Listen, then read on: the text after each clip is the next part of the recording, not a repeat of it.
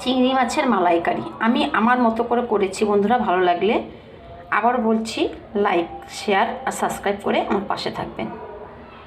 নমস্কার বন্ধুরা, আজ আমি করছি চিংড়ি মাছ আমার নিজের মতো, নিজের পছন্দ মতো মালাইকারি। মালাইকারি তো অনেক রকম হয়, আমি আমার পছন্দ মতো মালাইকারি করবো। তো নিয়েছি কয়েকটা চিংড়ি মাছ।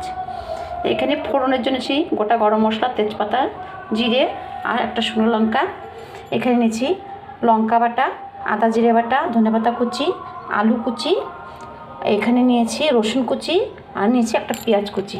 আর এটা পেস্ট করে নেবো একটু নারকেল আর এই যে দুধ দিয়ে, এটা দিয়ে পেস্ট করে নিচ্ছি। আগে একটা পেস্ট তৈরি করে নিলাম, যেরকম করে নিয়েছি। এবারে গ্যাসটা জ্বালিয়ে দিই।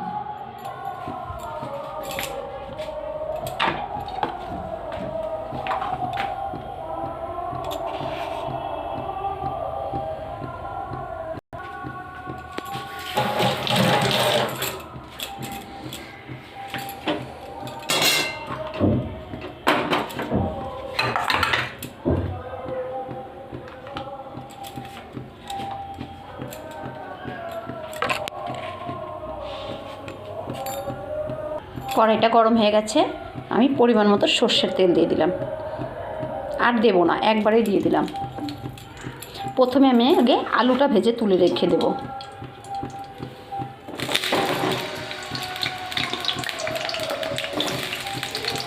একটু হলুদ গুঁড়ো আর একটু নুন দিয়ে ভেজে তুলে রাখবো।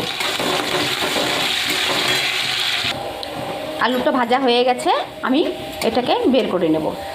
ওই তেলে আমি চিংড়ি মাছগুলো ভেজে নেব হালকা করে। চিংড়ি মাছ এতটাই নরম, অল্প ভাজলেই হয়ে যায়। অল্প একটু এপিট করে ভেজে তুলে নেব।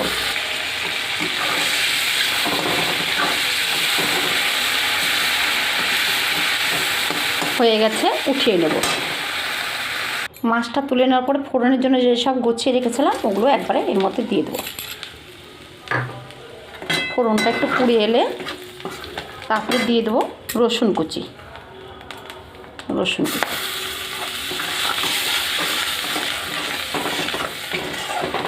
রসুন কুচিটা একটু ভাজা হয়ে গেছে, এবারে দিয়ে দেবো পেঁয়াজ কুচি।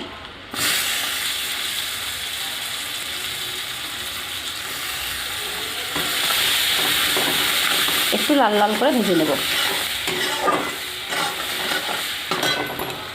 এবারে এই বাটা মশলাগুলো দিয়ে দিচ্ছি,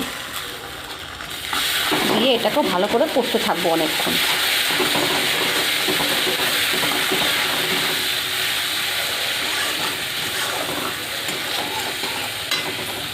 মশলাটার মধ্যে একটু জল দেবো যাতে ছ্যাঁচড়া পড়া গন্ধটা না লাগে। এই জলটা দিয়ে কষালে ছ্যাঁচড়া পড়া যে একটা পেঁয়াজ রসুনের গন্ধ সেটা থাকে না, দূর হয়ে যায়। এবার আমি ধীরে ধীরে কষতে থাকবো। এবারে দিয়ে দেবো পরিমাণ মতো হলুদ গুঁড়ো আর দিয়ে দিচ্ছি পরিমাণ মতো নুন, দিয়ে ভালো করে আর একটু ভাজা করে নেব।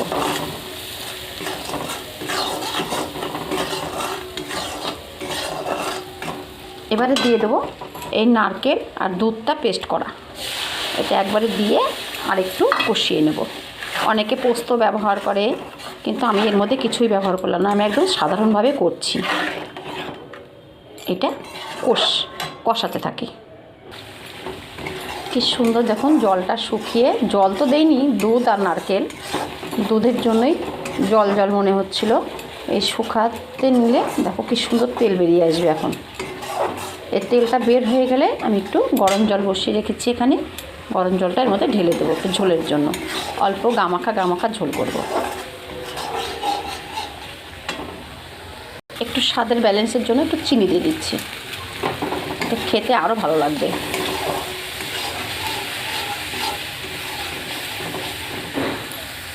কষানো হয়ে গেছে, এবার আমি এই গরম জলটা এর মধ্যে ঢেলে দিচ্ছি।